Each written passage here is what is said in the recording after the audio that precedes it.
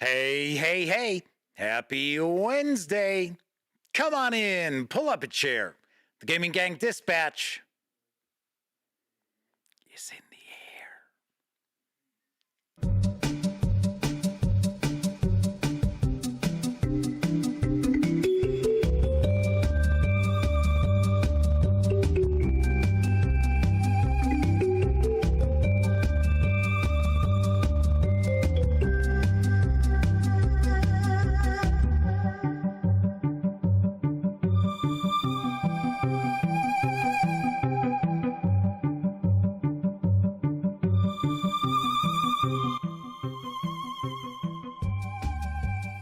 Howdy, gang, and welcome once again to the Duct Tape Studios.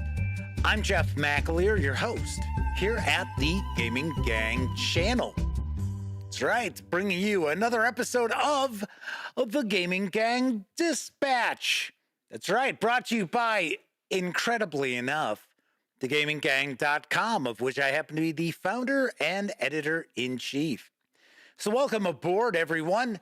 Tonight is Wednesday, January 24th, 2024, and this is live stream 1011. Yowza. So, welcome aboard. If you're not overly familiar with this show, let me point out, super casual around here. We just hang out talking about the latest in tabletop gaming news, and then I'll usually share some random musings about the hobby as well. But it's certainly not rocket surgery by any stretch of the imagination. Of course, when you're not watching videos on the Gaming Gang channel, be sure to visit thegaminggang.com for all latest in tabletop gaming news, reviews, and a whole lot more you will not find here on the YouTube channel. You know the drill. Get your geek on at thegaminggang.com. And of course, because this is a live stream, that means there is chat available. It's not on screen. It's one of the ways I keep some of the more unusual commenters at bay. But if you happen to be a subscriber to the channel and you have been for at least 48 hours, then you can take part. So if you want to say howdy, maybe there's a question, a comment, by all means, chime in. I will do my best to respond. First out the gate tonight is the Motor City Madman himself. Yes, the Madman is with us. He also happens to be one of our chat moderators. Kevin King is here. Jose Fernandez, Matthew Constantine, and Russell Higgins are all chiming in. And I will take a wild guess. That's another of our chat moderators. Yes, the lovely and talented Miss Sarah D might just be lurking around in the shadows. Just might be. Anyway, welcome aboard, everybody. I'm a little talked out, I have to admit, because I was on Roll for Combat today. In fact, I joined Steven and Mark on their show, and my God, I think it was 2 hours long. It was like, oh my gosh, I did not realize that their shows were that long. But it was kind of cool. It was fun. I had a good time hanging out, talked a little bit about the OSR and how I define the OSR. So, and then we talked a little bit about random tables, and I pointed out that I'm not necessarily a huge fan of random tables. I don't hate random tables, but I have seen a lot of game releases which are just filled with random tables that are just a bit too random. That they are. All right, and Sarah D says, yes, she is hanging with the gang tonight. And Double K, Kabuki Kid is in the house. Good to see you, Double K. All right, let's jump right on into the news, because making its way into stores this week is the jazz-infused The Gig. And here's the latest from Braincrack Games. Yes, I guess you've got your brain on drugs, you got your brain on crack, and then you've got your brain on Braincrack Games. In The Gig, players are members of a jazz group improvising their way through a song, vying for the spotlight, and trying to please the audience while working up mind-blowing solos. The game takes place over 6 rounds, aka songs. Each song, players count down, then roll and place dice in real time to gain symbols and create patterns. When one player has placed all 4 of their dice, they shout, "Take it to the bridge!" And other players must stop re-rolling and place the remainder of their dice. After placing all of their dice, each player can add the shape that their dice formed to their instrument's unique solo board, each of which offers a different challenge and way of scoring. Players can use symbols gained via the song and their solo boards to quickly change their dice, keep them for endgame scoring, or spend them to buy audience cards, each of which represents a newly gained fan who will give you another way of scoring points at the game's end. After the set list of 6 songs has been played, the player with the most points gained from their solo, audience cards, harmonies, and symbol sets, and majority ends up winning. The gig also includes a solo mode created by David Turksey. The gig is for 1 to 4 players, ages 12 and up, plays around 20 minutes. It does carry an MSRP of $29.99. And as I mentioned, it is arriving supposedly in stores this week. Now, there is also an expansion. I don't know if that's going to be available in stores or if you have to order that from Braincrack Games. And there is also an extra set of dice that can be ordered too. Gotta say, I like the art style to this. I thought the art style to it was pretty unique. I guess this could be kind of an interesting sort of maybe dexterity sort of game. Sort of. Don't know. Kathy Evans is with us. Wild Hunter is also in chat tonight. Welcome to you both. Bandman says, missed roll for combat today. They were working, but they'll have to check it out in a day or two. Well, set your afternoon to the side for that show. Tessie Trekkie says, so it's an asymmetric dexterity dice placement game. I guess so. I guess it is. Bandman says, if there were happened to be any actual musicality involved in this game, his son would win every time. He plays all the saxophones and clarinet extremely well. Very nice. Very cool. On to the next news piece, because it is a Wednesday. How about I share some wargaming news?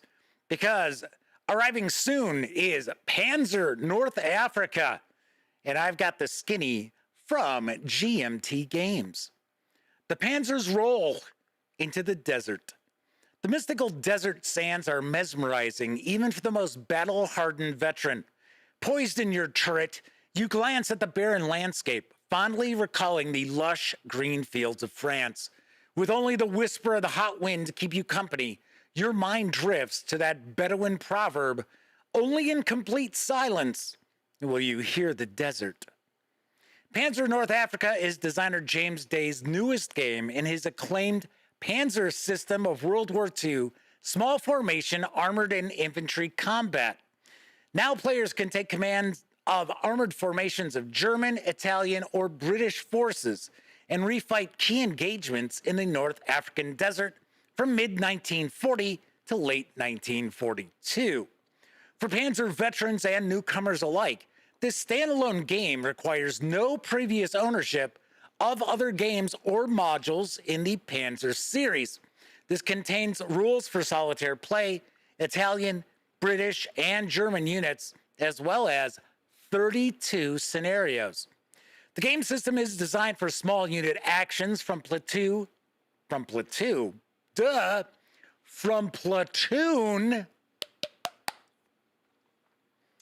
battalion-sized formations. Vehicles, towed guns, and aircraft are scaled at 1-to-1, with each 7/8-inch double-sided counter representing a single unit. The 5/8-inch double-sided leg unit counters are scaled at squads, half squads, and sections, including their attached weapons. The ground scale is 100 meters per hex. This game includes 6 double-sided geomorphic map boards, 12 map boards in total, plus map terrain overlays to further customize your engagement maps. The game features a streamlined chit-based command system that moves the action along at a brisk pace. This also includes solitaire scenarios, and Panzer North Africa includes a modular rules system with basic, advanced, and optional rule sections. Players may keep their battles as simple or as complex as they desire. Panzer North Africa is for 1 to 3 players, ages 14 and up, plays in around 1 to 3 hours, depending on the scenario. And it does carry an MSRP of $139. Here's an interesting little tidbit of trivia. So the first video I ever shared, which is back in 2012, in fact, if I remember correctly, it was October of 2012, was my review of Panzer. Kind of funny, kind of interesting. And of course, this is the latest release in the Panzer lineup. So I have to say that if you are someone who likes, say, tactical level miniatures for World War II, these rules actually translate very, very well to miniatures because of the armor rules and things like that. In fact, you're seeing some of the cards for the various different armored units. And like I said, this works really nicely as miniatures rules for tank-focused war games during World War II. So keep that in mind. Really, really good system. And there is quite a bit out there for Panzer. I got to be honest, I'm kind of surprised it took this long to get a North Africa standalone game. Kind of wild. Kind of wild. Gruesome Gaming Group is with us. Good to see you. Thanks for popping on in. Wild Hunter says this is very similar to 1970s, 1980s wargaming, except they used mini tanks instead of counters. There you go. There you have it. I think this did evolve from miniatures rules. I don't know for a fact, but I always had that sort of impression that this did get started as a set of miniatures rules. So there you've got that. All right, let's move on into some role-playing game news because there is a new bundle of holding which has landed, and it features Relics, a game of angels from 10 Star Games. I've got the deets on the deal. Adventurer.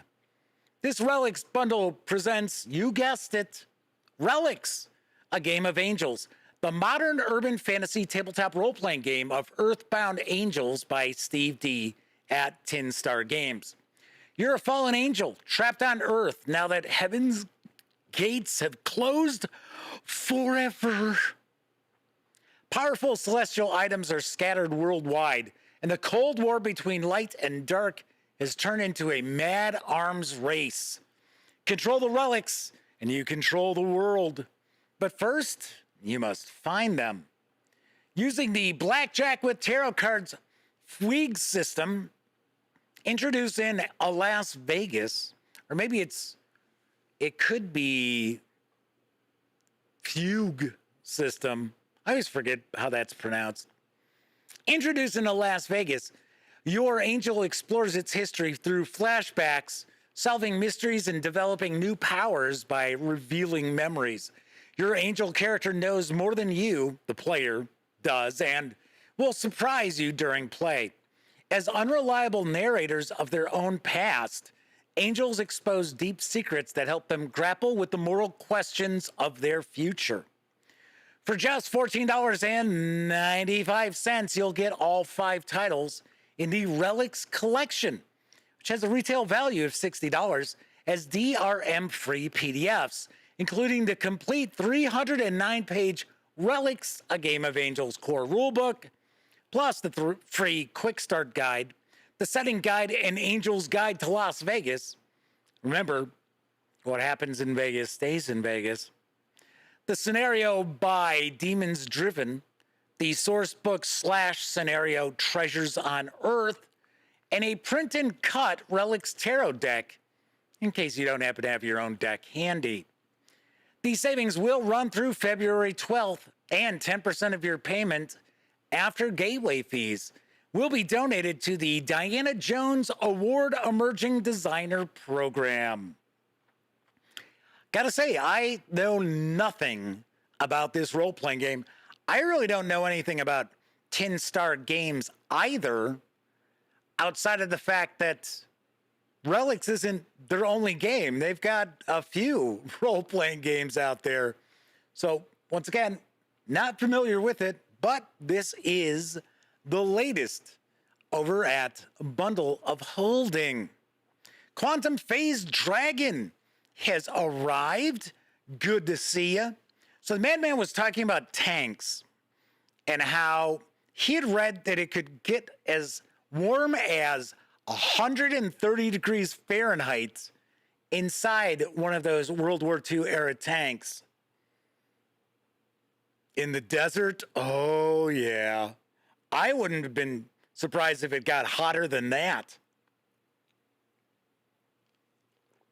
That's why normally most tankers in the desert would actually operate in their underwear, if I remember correctly. I thought I had heard that over the years. So pretty wild. Flaming Heron is with us, another of our chat moderators. So we've got a trio of chat moderators keeping everybody in line. On to my next news piece. The latest volume of Warhammer Fantasy Roleplay Archives of the Empire has landed in print from Cubicle 7 Entertainment. Here's what I know. Archives of the Empire Volume 3, a grim and perilous exploration of the Empire. Isabella, inmate of the Great Hospice and, if she is to be believed, sister to the Emperor, has compiled a new treatise on diverse matters of import and interest to the folk of the Empire. It seems Isabella has turned her mind to the concerns of business and the practice of obscure religions, or in the case of the cult of Hendrik, a bit of both. Her research into ancient beliefs has led her to ruminate on the similarities and distinctions between the cult of the Old Faith, worship of Rhea, and the practice of hedge witchery, including updated material on the background of such traditions and the techniques used by their priests and practitioners. She ruminates on how adventurers with a bit of cash to spare might branch out into legitimate business, and how such decisions may lead to further adventures in turn. She's also turned her attention to the trade of the armorer, and considers the problems and benefits involved in a suit of armor. She also turns her attention back to matters in Ubersreich, detailing the personality and attributes of one Lord Adelbert Knap-Itzel, a semi-retired knight of the Reichsguard, who seems set on restoring the reputation of the Jungfreuds.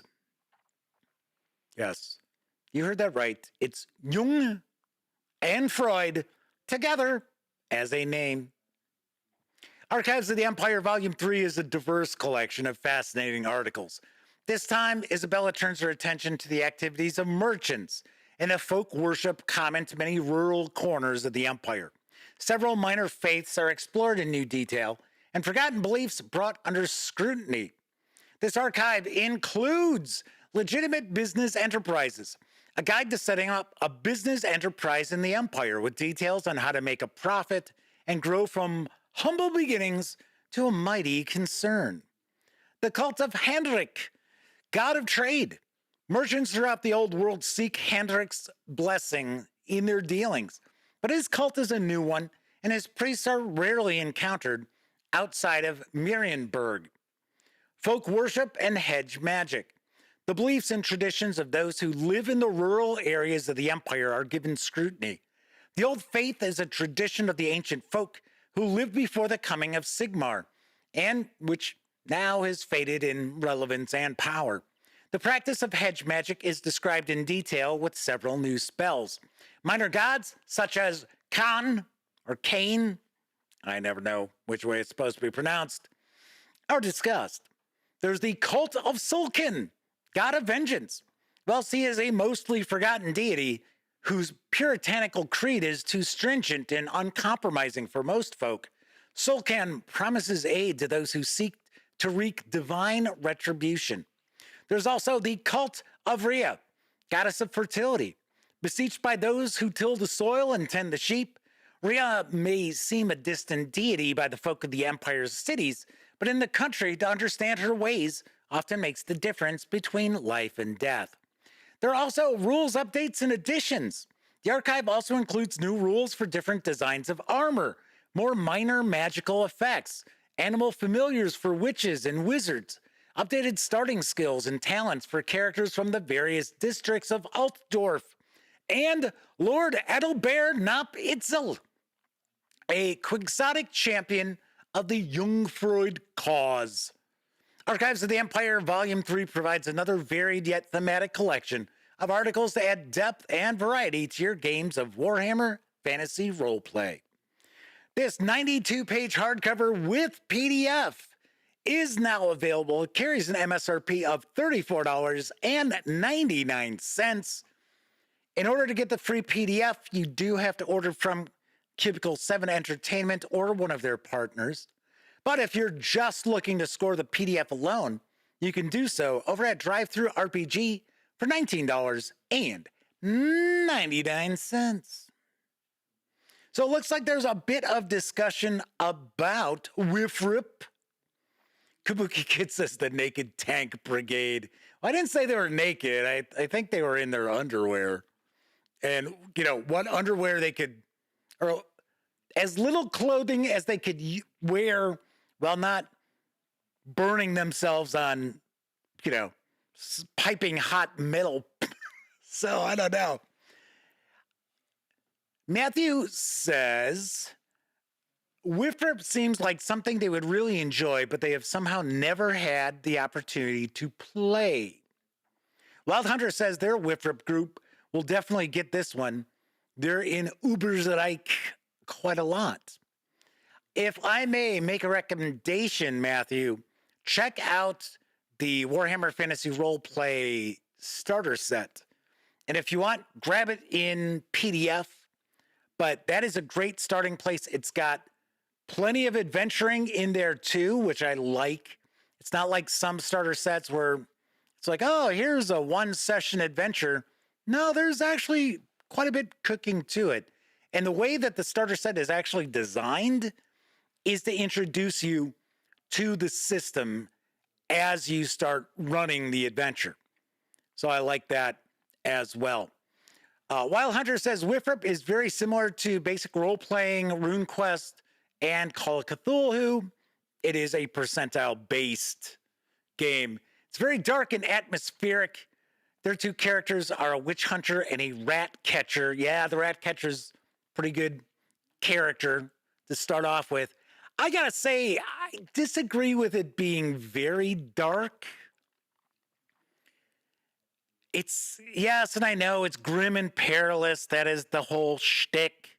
That is the tagline. But I personally find Warhammer Fantasy Roleplay Adventures to always have a bit of its tongue-in-cheek. So it is serious. It's not silly. It's not goofy or anything like that. But there always is a bit of a sense of humor to the proceedings normally, but it is not a high fantasy sort of setting. Yes, there's magic, there's monsters, there's all of that, but it isn't like a Dungeons and Dragons sort of setting or a Pathfinder sort of setting. People live in filth. Player characters tend to be kind of regular folk. They're not super heroic. They do advance. I'm not trying to say that they don't do that, but it isn't as if you just start off a character and it's like, oh yes, I can take on anything. Like a certain game that I no longer talk about. And I also got to point out that combat is mighty, mighty lethal. It's another one of those games where clever players do not just go racing on into combat ever, because this is the sort of game where, kind of like RuneQuest, somebody gets the right critical hit on you and it's bing, done, dirt nap, welcome, start shoveling that dirt on into that grave. Wild Hunter says it's British humor, it's dark and twisted. Yes, Russell Higgins says it is not high magic. Yeah, you really gotta go out of your way to have a character who has access to magic. Not to say that you can't have a magic using character. It's just magic is quite a bit rarer in Warhammer Fantasy Roleplay. By all means, I have reviewed quite a lot of WIFRIP releases over the years. Take a peek at some of the various different reviews I've got out there. And I will also discuss Cubicle 7 Entertainment when I wrap up with the news. So once again, the Archive of the Empire Volume 3 is available now. Final news piece. The popular role-playing game of Swords and Whiskers, Mouse Rider, has returned with a box set. And here's the scoop from Losing Games and Exalted Funeral. Take up the sword and don the whiskers of a brave mouse adventurer in Mouse Rider. I just like saying it that way. I highly doubt it's supposed to be like Mouse Rider. Aye. The Rules Light Fantasy Adventure Role-Playing Game. It's a huge and dangerous world out there, and it does not look kindly on a small mouse. But if you are very brave and very clever and just a bit lucky, you might survive. And if you survive long enough, you might even become a hero amongst mice. Fierce, fast, and flavorful character creation gets you playing your mouse adventure as quickly as possible. Physical card-based inventory keeps bookkeeping to a minimum and hard choices to a maximum. Dangerous and evocative magic includes 15 spells in which to find and cast. It also has a generous toolbox of resources, which provide the game master with support to create mouse-scale sandbox adventures. Delve into the ready-to-play adventure site of Stumpsville and explore further into the earldom of Eek. This box set is now available through Exalted Funeral, carries an MSRP of $55, which includes the hardcover book. I believe it's got a pad of character sheets, a GM screen, and the Honey in the Rafters adventure, which I think is just a fold out. But I have heard really, really good things about Mouse Rider.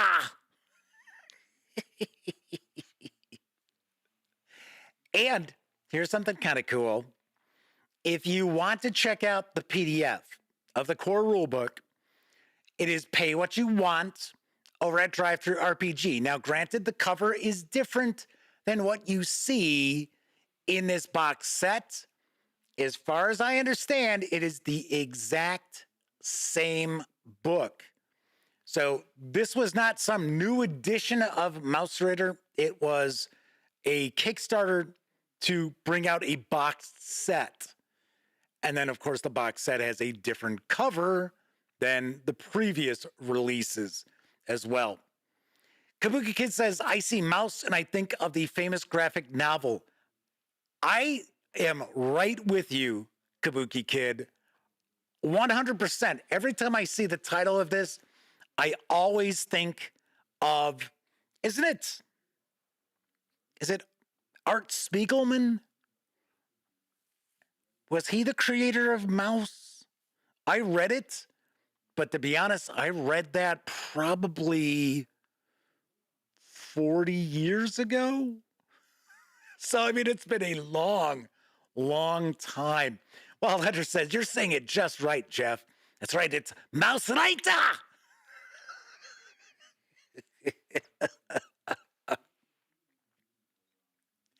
Tessie Trekkie says, I have this box set. It's very information dense and fun. The estate box set is amazing as well. I was actually going to share a news piece about the estate box on tomorrow's show because, yes, that is now available over at Exalted Funeral 2. I know I've said it before. I'll say it again. I would love to get on board with Exalted Funeral for some of their releases they've got. Not everything. I'll be the first to point out some of their stuff looks a little too art punk for my personal tastes. But there are some releases that they've come out with where they've acted mainly, they've teamed up with creators and very small publishers and come out with like hardcover editions of their games and so forth. As an example, like Old School Essentials. Old School Essentials is distributed from Exalted Funeral here in the US. It might actually be North America, not just the US. 245 Trioxin is with us. Good to see you. You're very nice. Yes, it is Art Spiegelman. Cool, very nice. I thought I remembered that correctly. But yeah, every once in a while, it's sort of like, oh, wasn't that so-and-so? And it's like, no. Ooh, sorry. Wild Hunter says they have a cat tank. These mice are doomed. That is actually the next in the Panzer line of war games. It's Panzer Cat Tank. You heard it here first, everybody. I'm afraid Wild Hunter has let the proverbial cat out of the bag. Or I guess maybe I'll say cat tank out of the bag. All right, that is it for the tabletop gaming news tonight. Of course, I was just discussing Drive-Thru RPG. Don't forget, the gaming gang, thus the Dispatch, is affiliated with the One Bookshelf sites. So if you are going to visit Drive-Thru RPG or Dungeon Masters Guild, Storyteller's Vault, what have you, please stop by thegaminggang.com first. Click on one of our banner ads. That way, if you happen to make a purchase, I get a small portion of that sale. And all those nickels, dimes, and quarters really do add up and help keep thegaminggang.com around. Also, if you like this video, if you dig the channel, if you find thegaminggang.com to be a valuable resource, hell, if you just like what we do, you can always stop by paypal.me/thegaminggang to make a small donation. Hell, you can pick me up a 2-liter bottle of soda.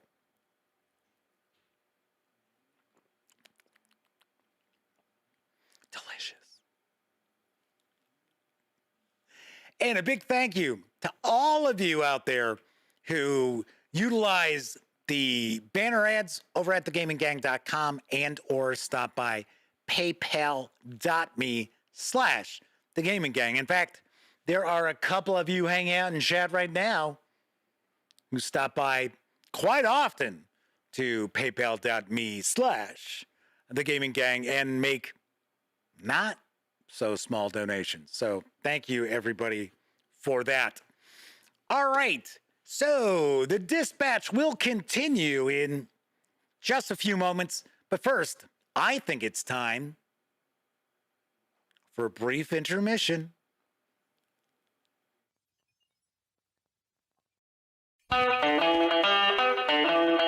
It's intermission time. Time to pause and refresh at the snack bar. During this short break, you can treat your taste to good food and sparkling cold beverages, including delicious Coca-Cola. If you're hot dog hungry, we have them. Sizzling, juicy hot dogs served in warm, oven-fresh buns, plus a complete menu of all your favorites. Visit the Refreshment Center now. Enjoy delicious food and ice-cold Coca-Cola.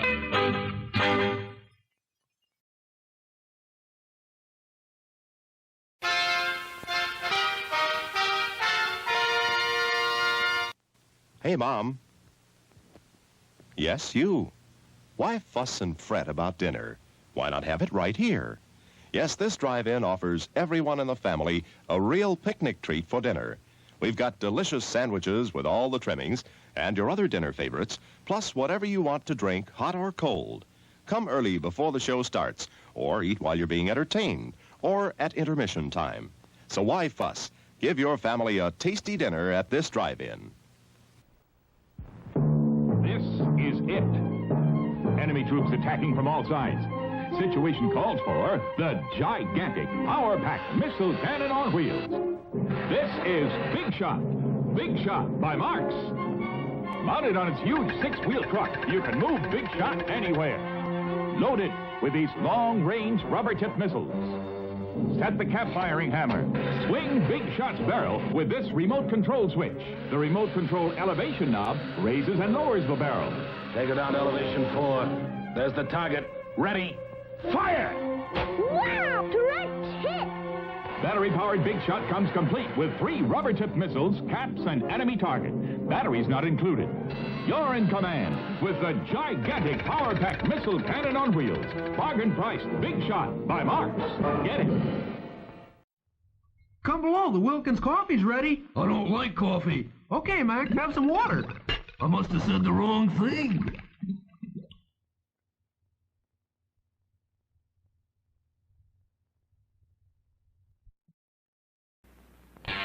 Big shot pepper and mascot, flavor of the mascot, and that peppermint flavor hangs on, hangs on, hangs on to what it's got. When Beechnut makes gum, the flavor hangs on. Yeah, that Russian gushy flavor hangs on, hangs on, hangs on to what it's got. Hang on to flavor By Beechnut, by gum.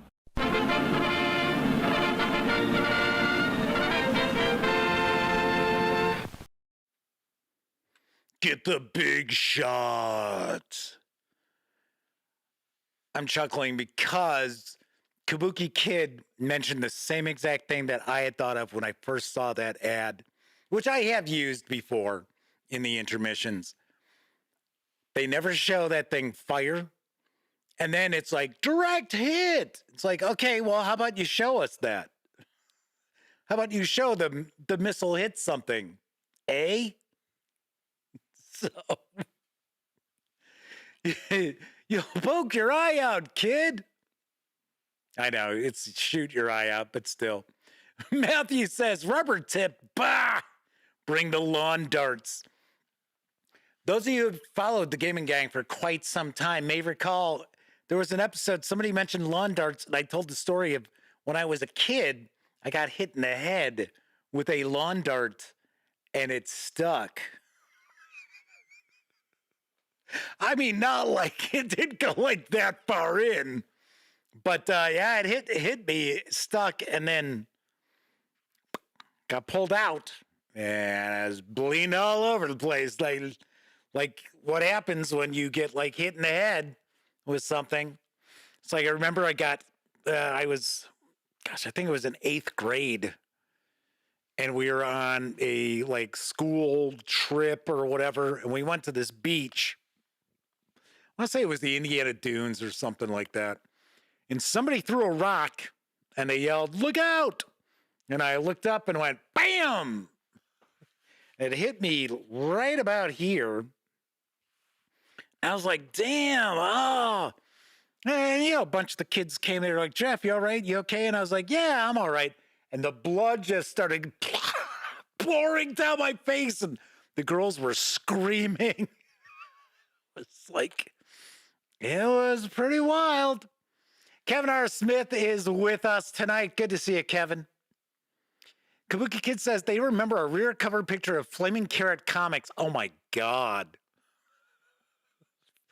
Flaming Carrot Comics. Yes. That is a blast from the past. And the gag was that Flaming Carrot challenged death to a duel with jarts. Jeez. Flaming Carrot says they got more injuries from Lego. Kabuki Kid says, ouch, a real head injury with lawn darts? Yeah, no joke. No joke. Tessie Trekkie asks, are the Great Lakes big enough to have weather, waves, and beaches and all that?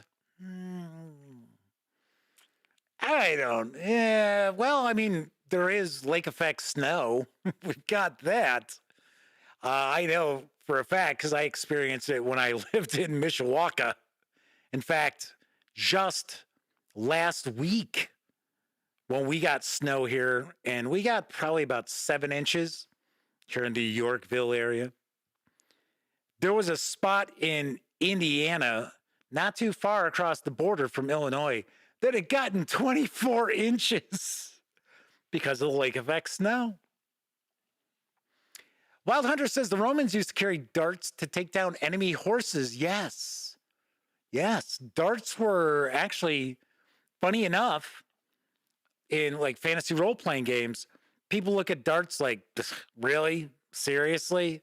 Darts were actually a thing as far as weapons. The Madman says the D4 Caltrops. Kabuki Kid says they bombed themselves with a big rock when they were like 7, trying to get their friend's puppet out of a tree. Brainiac move got them 7 stitches. Yowza. Kevin R. Smith says they think the infamous Edmund Fitzgerald wrecked because of heavy waves. It did. I think that's what they figure happened, was due to the heavy waves. And I think the other issue that was a problem with the Edmund Fitzgerald was, I think, the cargo holds. I think it had 2 like covers for cargo.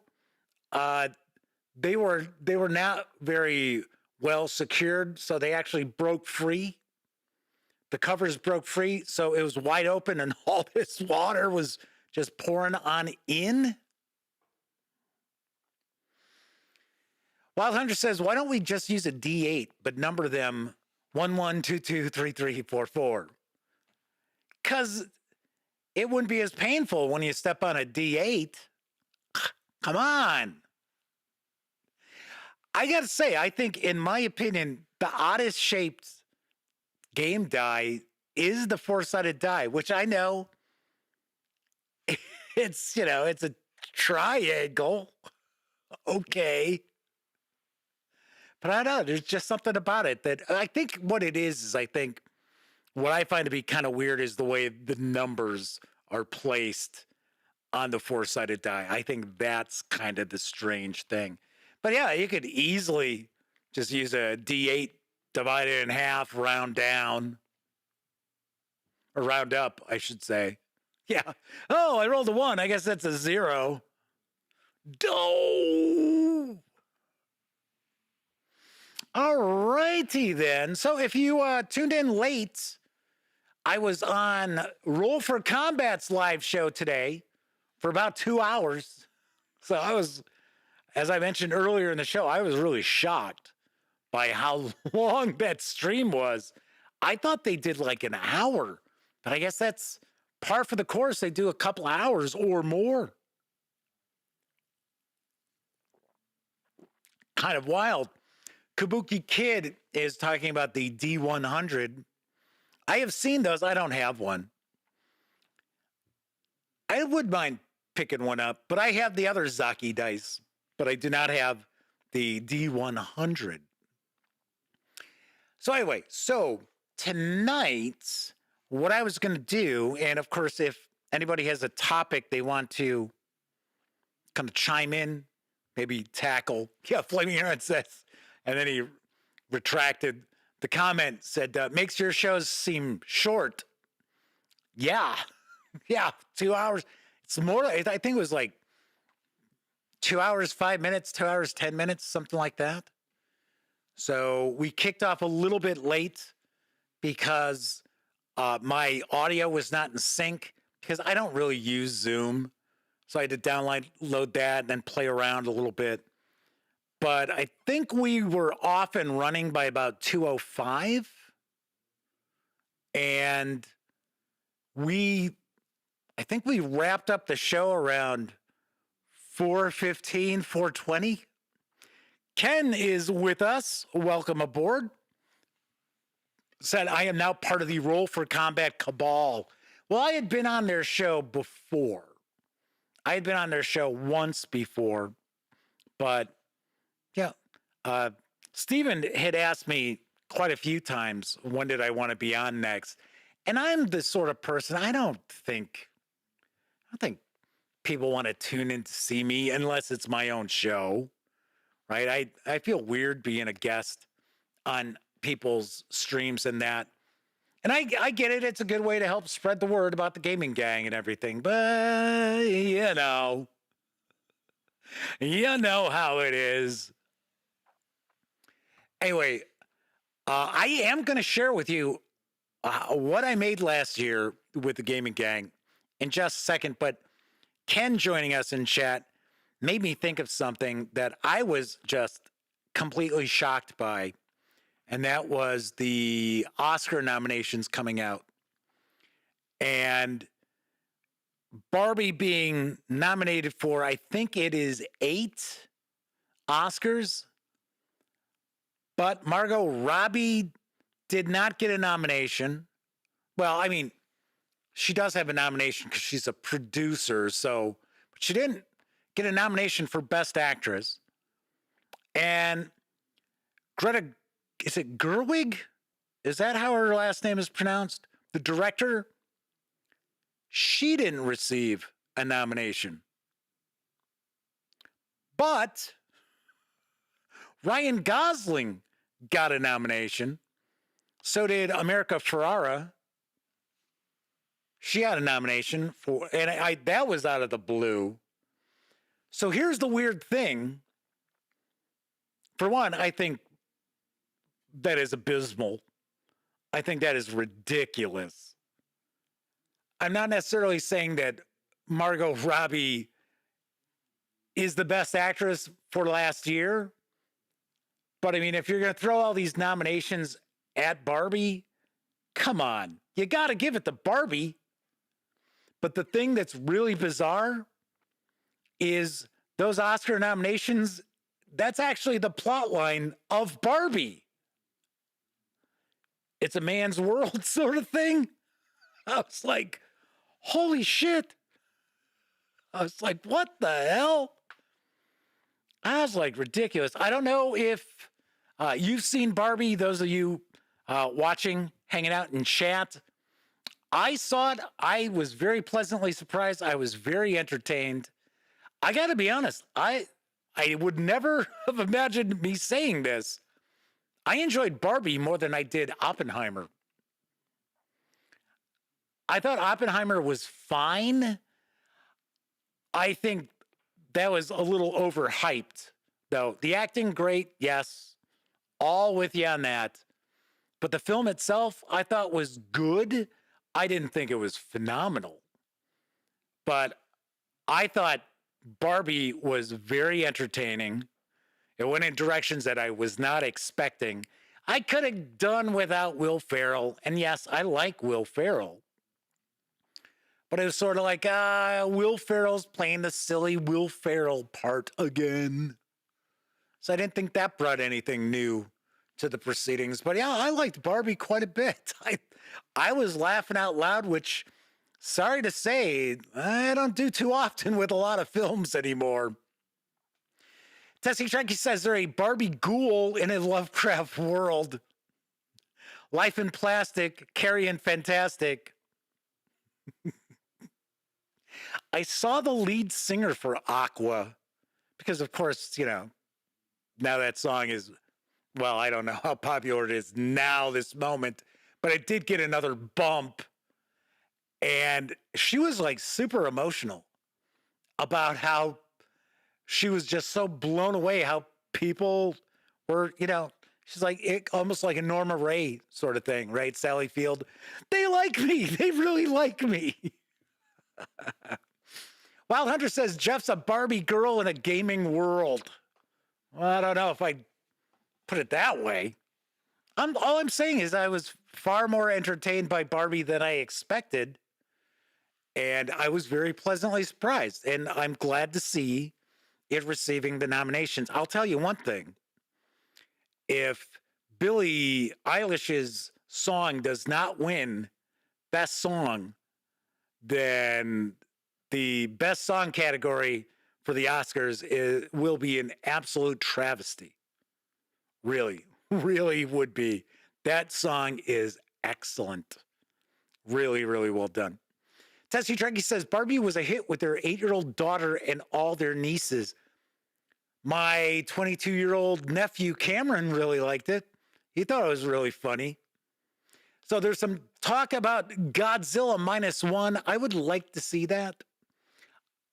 I gotta be honest, I will not go see Godzilla -1 minus color because it's not a film that was filmed in black and white. Yes, I understand why they're doing it.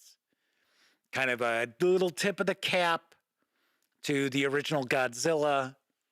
But still, I don't know.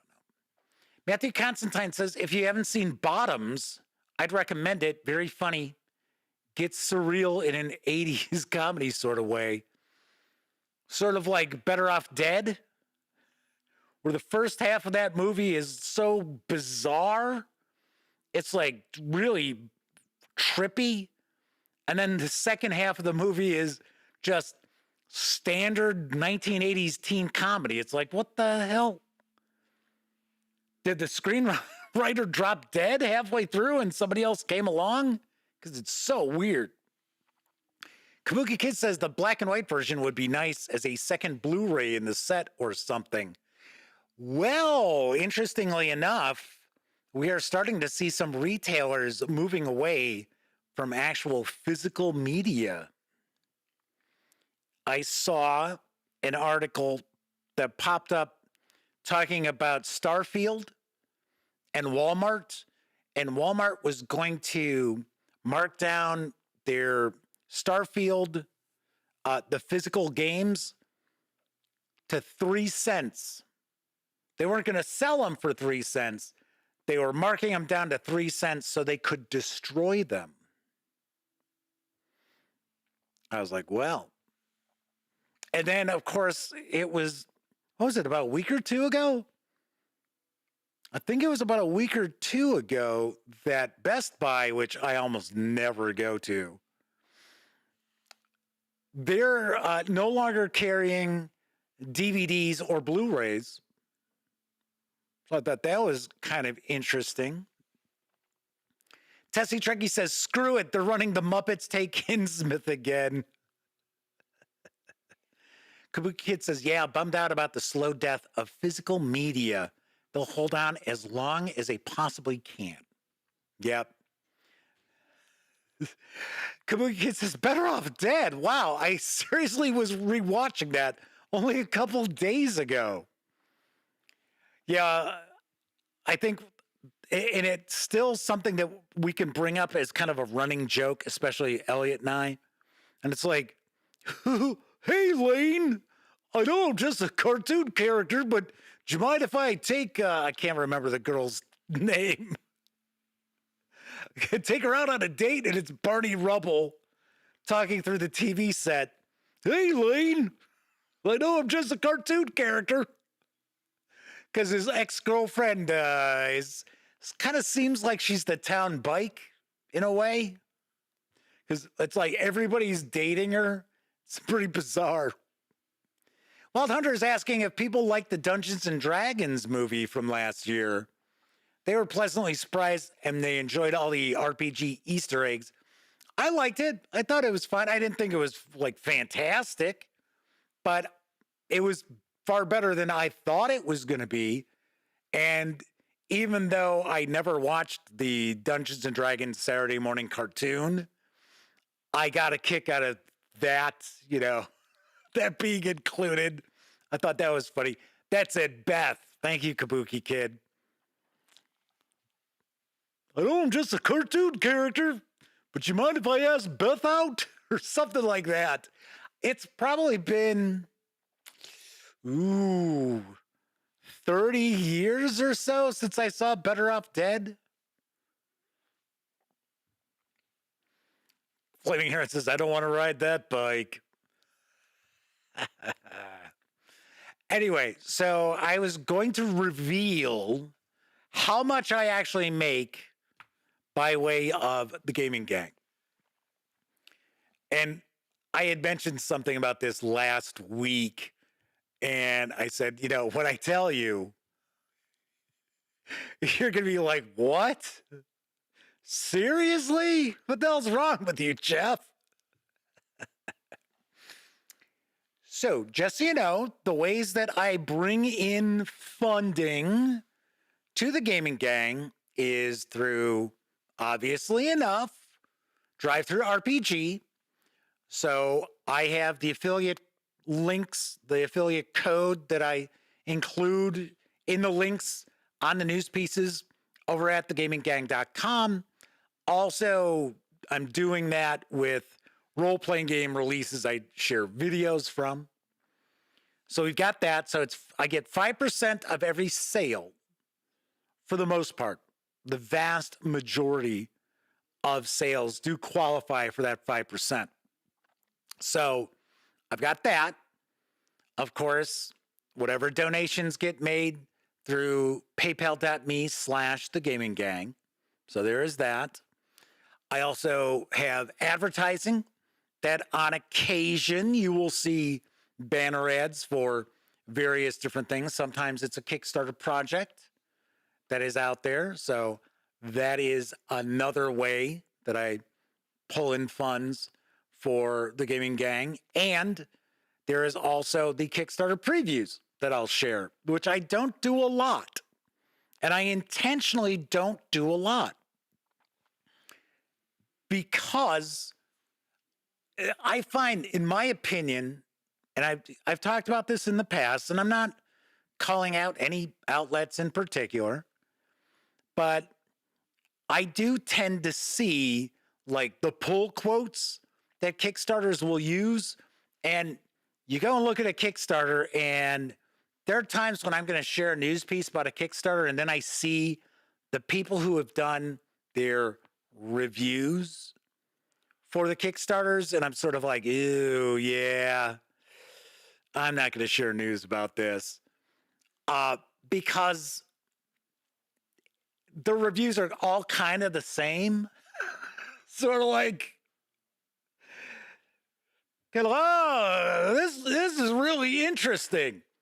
Well, that could mean a whole lot of different things, right? It's like a blind date. Somebody's trying to set you up on a blind date. And you're like, well, what are they like?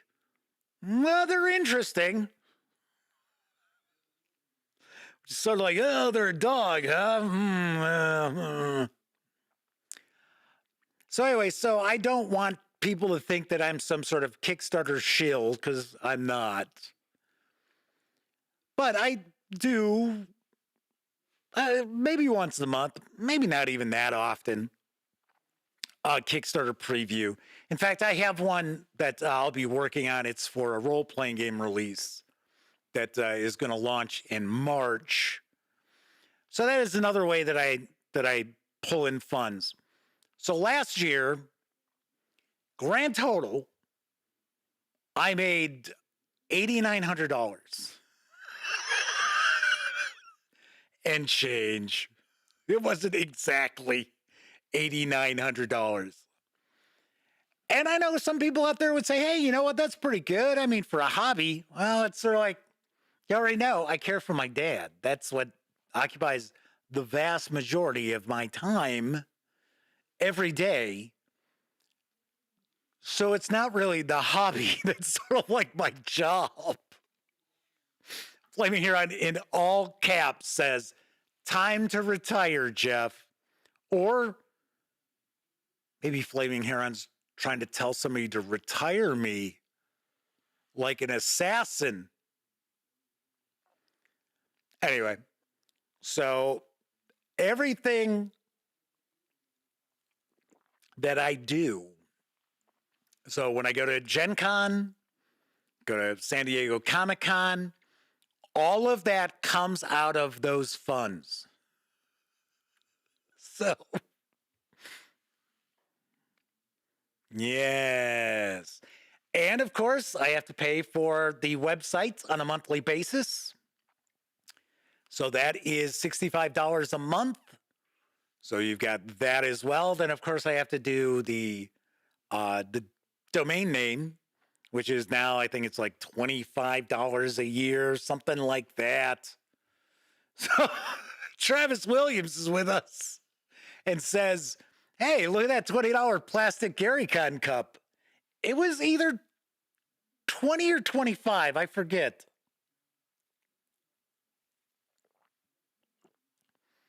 So, for anyone out there who thinks I'm in this for the money, you gotta be. Wild Hunter points out there's an assassin LARP by one of my favorite publishers. Actually, I'm burying the hatchet. It's not worth pursuing anymore. Yeah, it was originally called Killer, because I know we played it when I was in high school, and almost got suspended. Yeah, we got dragged into I think there were 4 of us who got caught because there must have been 30 or 35 people who we all had, and we had our two teams and stuff. And now granted, I went to a high school that had altogether about 5,000 students. I went to Lane Tech in Chicago. But still, people throwing water balloons and pulling squirt guns out and shooting each other was kind of like, Kabuki Kid says, wasn't that LARP sort of killed because Steve Jackson Games didn't want people to get hurt in real life? I thought that was sort of tied into that whole FBI fiasco. I think that was part of it. Oh, you know what? I forgot to also tell you, I pull in funds from selling Knights and Magic. So that is also something that I make a few bucks off of on a yearly basis. But yes, I am not in this for the money by any stretch of the imagination. Sure, would I like to make a little more? Obviously enough, of course. In fact, this was part of the discussion I had today with Steven and Mark over at Roll for Combat. And Steven was kind of giving me a hard time about how come I don't promote myself more and things like that. And I said, I'm old school. As opposed to standing there, patting myself on the back, I'd rather be shooting video or writing up news articles and things like that, as opposed to being like, oh, look at me. Wild Hunter said, right, Killer. I loved that. We had 400 play that at our university RPG club. Holy cow, really? One girl assassinated her boyfriend while they were in bed together. I thought it was kind of funny because, we may have had more than 30 people because we were like promoting more and more people. And it was kind of funny. There were these girls that I was friends with. I had gone to grammar school with one of them, and we used them to get like a couple of the head honchos from the other team who were our friends. But of course, if they saw us coming, it was like Elliot was on my team. If they saw us coming, it was like, they're vamoose. But these 2 girls came out of nowhere and got them both. They whipped out squirt guns and got them. They were like, what the hell? Kabuki Kid says the FBI thing was for Cyberpunk, right? I don't think it was Cyberpunk. I think it was for a game called Hacker. Wasn't that it? I could have swore that's what it was from. DM Tales is with us tonight. Good to see you once again. Tessie Trekkie says, I know an influencer who does sponsored content for the clothing and swimwear sphere. She's considered low tier and makes $100K a year. Yes. Oh, yeah, sure. Do I consider myself an influencer? No, I do not. I consider myself more along the lines of a journalist, although, you know. So yes, clothing and swimwear. So I would take a guess. I know some of the influencers out there who influence the males, I'm sure, quite a bit into watching.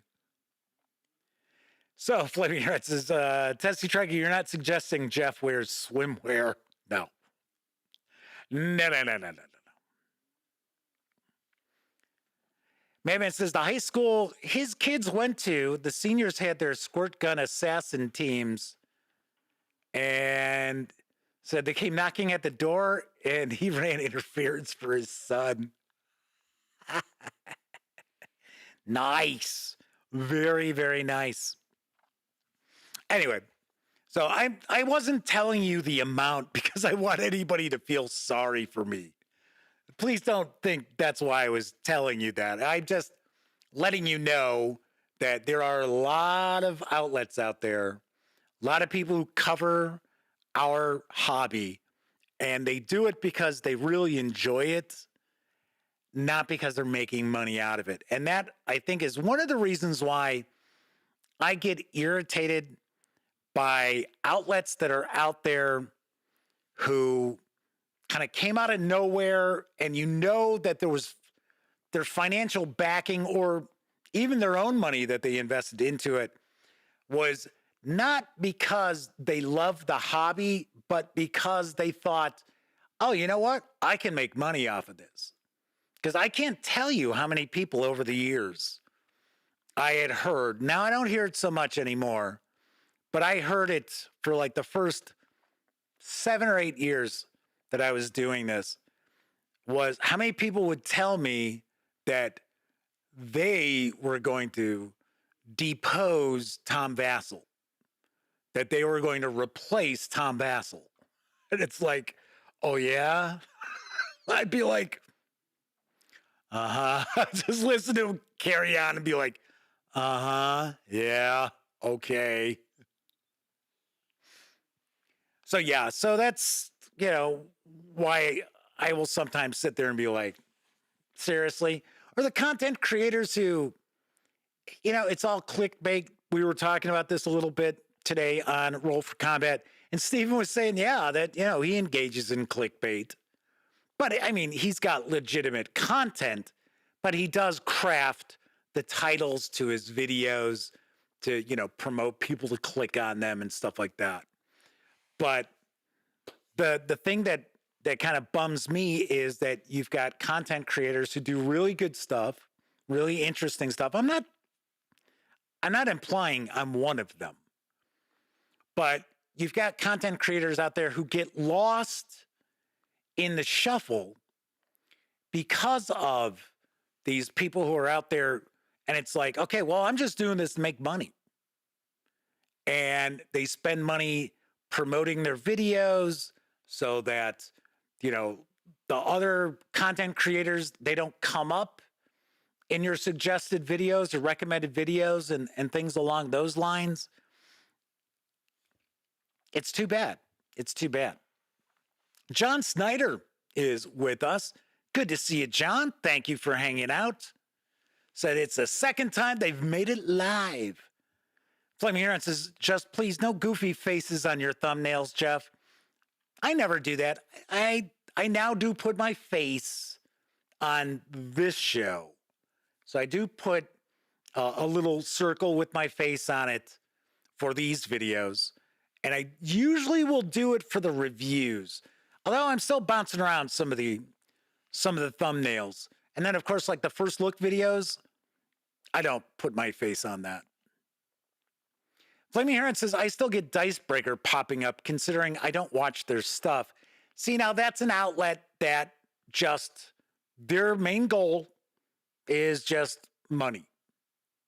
And you can tell by looking at some of their content and some of their reviews that it's all just clicks, which is weird because not that I ever watched really videos from it, but I always liked Rock, Paper, Shotgun as far as, PC gaming stuff. And I'm kind of surprised that, well, I guess Rock, Paper, Shotgun has changed a bit over the past few years. I don't really check it out that often anymore. But it's the same parent company, which I thought, DM Tail says, we are controlled by the algorithm, though I enjoy goofy faces because I'm just weird that way.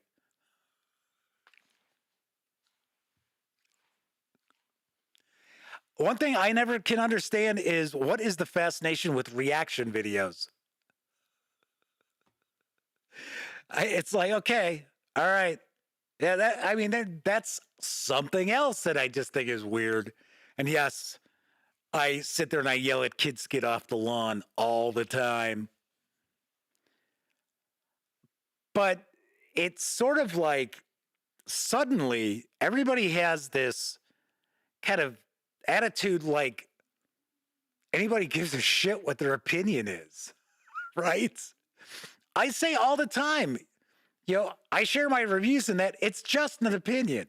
Because people will be like, oh, I can't believe you like that. Or, oh, I can't believe you didn't like that. It's just an opinion. But it's not like I sit there thinking, oh boy, people just can't wait to find out what I think of something. It's like, no.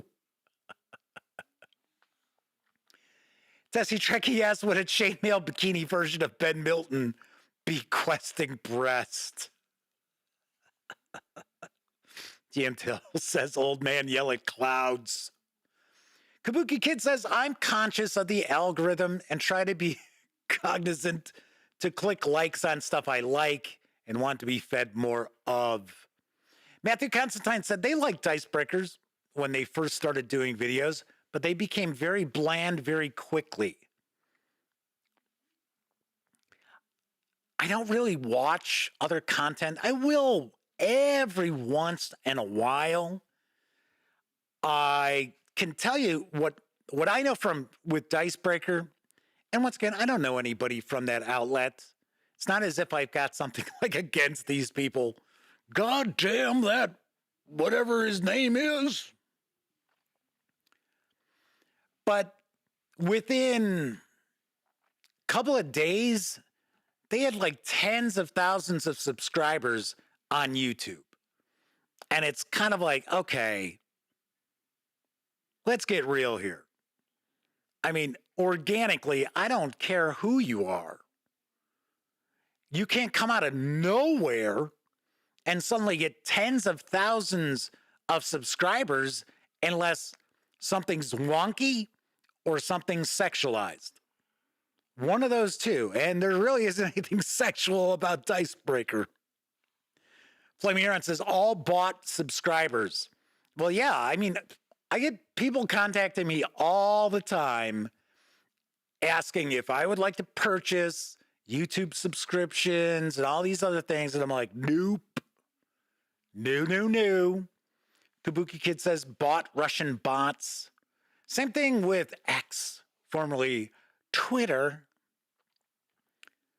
There used to be, I don't know if you can still do it, but there used to be a website that you could actually put the account from Twitter into, and it would tell you what percentage of those followers were legit accounts and what ones were just bots and junk like that. And I actually checked out a couple of outlets one time where I just could not believe the number of like followers that they had on Twitter. I was like, really? I was like, come on.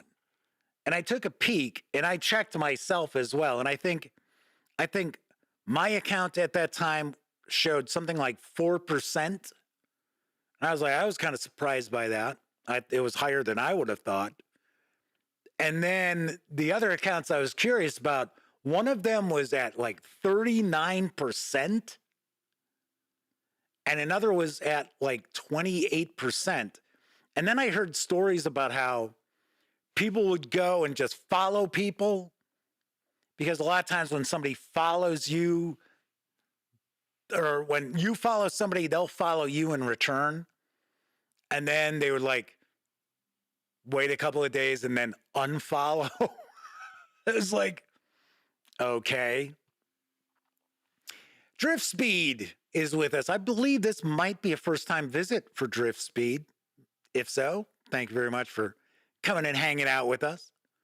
Says the agencies, they have contracts that buy, and they buy bots. Yeah, see, I mean, to me, it's that would just make me feel gross. It's just not my thing. Yeah, I have to say, I'm able to go to sleep at night doing what I do with this outlet, and I never have to feel guilty about anything. Never. Okay, yeah, so my run-in with Steve Jackson Games, yes, I'm embarrassed by that. But, you know, I owned up to it. And it wasn't like something like you see other people do on, you know, on the internet, and all of a sudden it's like, oh, I got to do a YouTube apology video. I'm really sorry, but the reality is it's not my fault. It's all their fault. So there's my apology. Is everything cool now? Matthew Constantine says they used to have an airbrushing account that they would follow, unfollow, and refollow every week or two for almost a year. That's weird. So Drift Speed says they've been subscribed for a while. Saw me on Roll for Combat today. I'm kind of curious because I didn't get an opportunity to check out the chat. So I'm kind of curious how many people were in chat. We're like, who the hell is this guy? Gaming Gang? What the fuck is that? There's got to be a few. There had to be a few. Who is this Jeff guy? Why do they got this guy out here? They're not talking about Dungeons and Dragons, man. What the hell's the problem? Kid says, there you go. Roll for Combat runoff. Wild Hunter says it's far too often a battle of integrity versus income. Matthew Constantine says, sorry, the airbrushing account followed them. Funny enough, I used to airbrush stuff. I used to paint 1/6 scale figures. And I used to do like movie monsters. I did a really nice Godzilla. They used to call them garage kits. And unfortunately, that's a hobby that's dead because the Chinese ripping everybody all off. But I used to have an airbrush I used, and I got pretty good at it. I really enjoyed it. It was a lot of fun. And just I especially liked having to do skin tones and things like that, and the way that light hits. And it was a lot of fun. And it was an expensive hobby, I'll tell you that much. Travis is telling Wizards of the Coast, go kick those rocks again. Barefoot. Yes. Flaming Heron says, you mean like Mark Ruffalo accusing Trump of going to the island when it was AI-generated content? Blamed it on Elon Musk. Tessie Trekkie says, ooh, there was the ukulele YouTube apology by the rock spider lady. Wild Hunter says, we're the homosexual baddies in Flash Gordon, the gay Ming gang. All right, Kevin King is rocking out. I'm going to rock out myself. Good to see you, Kevin. All right. So last thing I should also point out is, and I mentioned this, from time to time, if there's a topic you would like me to discuss during this random musings portion of the show, leave a comment in the comment section or shoot me an email. And I'll put it on, kind of the to talk about list and do that as well. Wild Hunter says, sorry for that last joke. Yeah, it was kind of in poor taste, but What can I tell you? Anyway, Driftsby just shot off a super chat. Says, I wanted to ask on the show, you make videos about RuneQuest. Have you ever played King of Dragon Pass or the Six Ages video games? They are set in Glorantha. I started to play King of Dragon Pass years ago. And I want to say, I think I was checking it out on iPad because I didn't think they made it for PC at the time. So, but as far as Six Ages, no, I have not. Kabuki Kid says, poor taste is our forte. I wouldn't go that far. Travis Williams says, let's talk about WotC kicking rocks. I was asked about that on Roll for Combat today because I knew they wanted to find out what was the story behind that. So I had kind of referenced it a few times because it was funny. Steven did a news section, kind of a news portion in the show. I think it was like 3 or 4 news pieces. And they were all like Wizards of the Coast. I was like, okay, yeah. Driftsby says, love those games.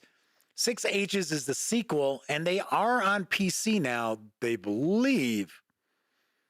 I gotta say that I would be interested in checking them out. But funny thing is, I haven't even picked up Baldur's Gate 3 in about 3 weeks, maybe a month, because I'm spending most of my time reading games so I can do reviews and stuff like that for the role-playing game stuff. Matthew Constantine says, help them wrap their head around how RuneQuest would actually play at the table. So Travis Williams says, yeah, they seem like they're 5e shills. Travis, are you talking about Roll for Combat?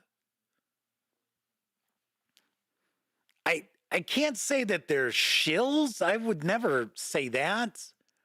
But I mean, Roll for Combat, they do publish supplements for 5e Dungeons and Dragons and 2nd edition Pathfinder. So I could see where they would be, wanting to look at Dungeons and Dragons in a positive light. So Wild Hunter says, bottom line, 5e is nowhere near as good a system as dozens of other role-playing games that are around. Kevin R. Smith says they seem more into Pathfinder 2nd edition. Well, Mark certainly is because he worked on it. They do 5e because that's where the money is. Yep, that is very true. That is very true. So they're nice guys. I mean, they're fine.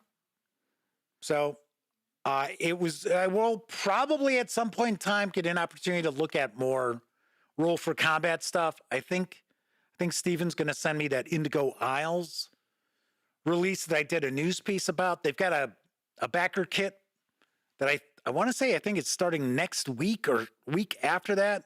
And I mentioned, yeah, I'll share news about it because I had asked, one of the questions I asked was, how could outlets like mine better support them?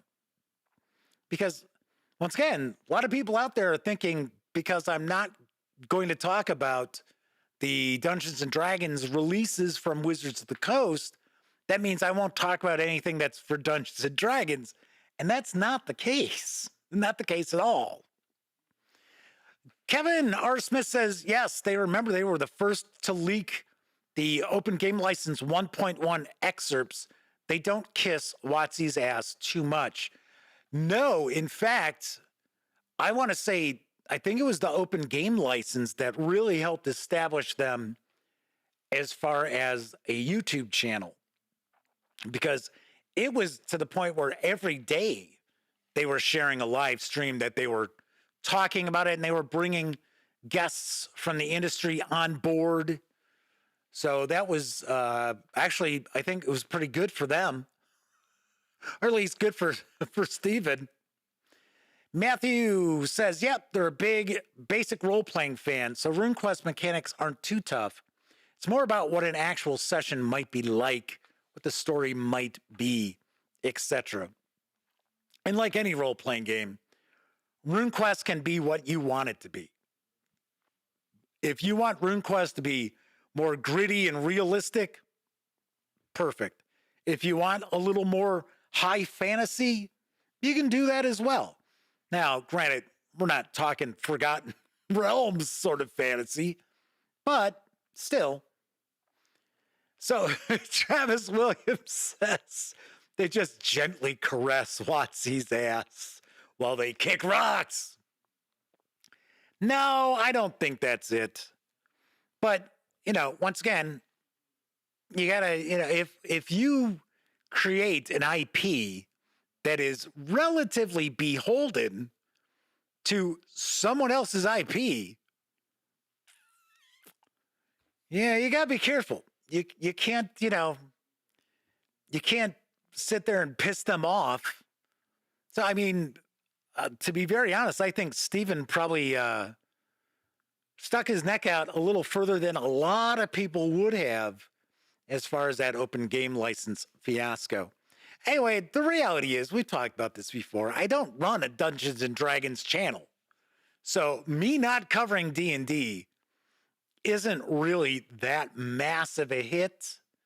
Financially, it will be, simply because the Dungeons and Dragons videos just tend to bring in far more views. But that is what it is. Wild Hunter says, if you don't want dark fantasy, just put ducks in it. Yes, RuneQuest / Dragonbane. I don't mind the ducks so much. I remember when I first bought the box set for RuneQuest back in 79, I believe, because I was not yet in high school. So it was either 79 or 80. I was like, wow, this is really interesting. Wow, this is pretty cool. And I was like, ducks. I was like, what? What the hell? I'm fine with it. It's okay. All righty then. That is it for this time out. If you were watching live, thank you very much. If you watched live and took part in chat, a bigger thank you. And gotta say, maybe there's a handful of people watching tonight that encountered me on Roll for Combat today. Maybe it's your first time watching the Dispatch. Welcome aboard. Thanks for joining us tonight, even though you haven't been a subscriber long enough to take part in chat. Anyway, I know a lot of you out there who will eventually watch this video. You don't have an opportunity to watch live. It doesn't matter if you're watching live or on Memorex. Thank you very much for taking time out of your busy life to watch any of the videos here on the Gaming Gang channel. Of course, when you're not watching videos on the Gaming Gang, be sure to visit thegaminggang.com for all latest in tabletop gaming news, reviews, and a whole lot more you won't find here on the YouTube channel. You know the drill. Get your geek on at thegaminggang.com. Of course, I am in the midst of Chaosium Inc. week. So if you haven't had a chance, be sure to take a peek at my first look at Call of Cthulhu, Shadows over Stillwater, from the aforementioned Chaosium Inc. All week long, taking a first look at releases for RuneQuest and Call of Cthulhu. And you'll even get a double dip on Friday and Saturday. So stay tuned for that. I got a bunch of videos that are nearly in the can. So, of course, hopefully you'll tune in. If you like this video, by all means, help with the algorithm. Give it a quick thumbs up. Subscribe to the Gaming Gang channel if you haven't already. And if you do subscribe, be sure to ring that bell, because it'll not only let you know when the Dispatch streams live Tuesday, Wednesday, and Thursday evenings at 7 p.m. Central right here on YouTube. It'll also inform you when I upload other videos, such as that Call of Cthulhu supplement I was just telling you about.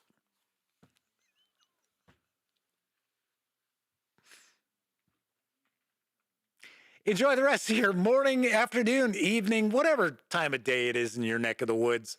Once again, I'm Jeff McAleer, and until I see you next time, I certainly hope all of you get to enjoy plenty of great gaming with your gang.